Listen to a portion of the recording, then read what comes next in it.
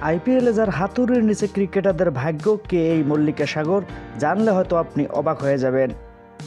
মল্লিকা সাগর এই নামটার সঙ্গে এতদিনে ক্রিকেট দুনিয়ার পরিচিত হয়ে যাওয়ার কথা।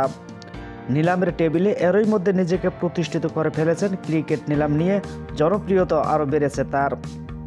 সর্বশেষ আইপিএলের নিলামে প্রথমবার নারী সঞ্চালিকা হিসেবে দেখা গিয়েছিল মল্লিকাকে। প্রথমবারের বলতে গেলে বাজিমাত করেছেন। এবারের মেগা নিলাম ও সঞ্চালনার দায়িত্ব দেখা যাবে 47 বছর বয়সী এই নারীকে। উইমেন্স প্রিমিয়ার লিগে বেশ কয়েক বছর ধরেই দায়িত্ব সামলাচ্ছেন তিনি, কিন্তু পুরুষ আইপিএলের মঞ্চে একবারই দায়িত্ব সামলাচ্ছেন।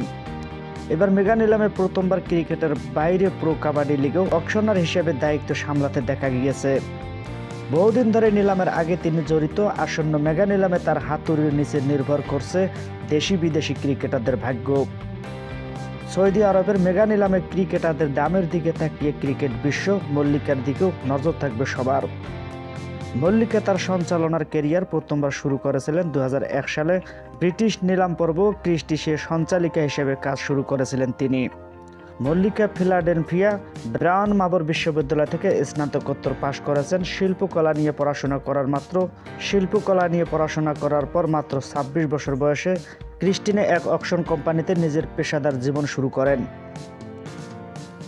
23 বছরের পেশাদার জীবনের পর প্রথমবার আইপিএলের মঞ্চে নিলামের সঞ্চালনা করেছেন গত নিলামে।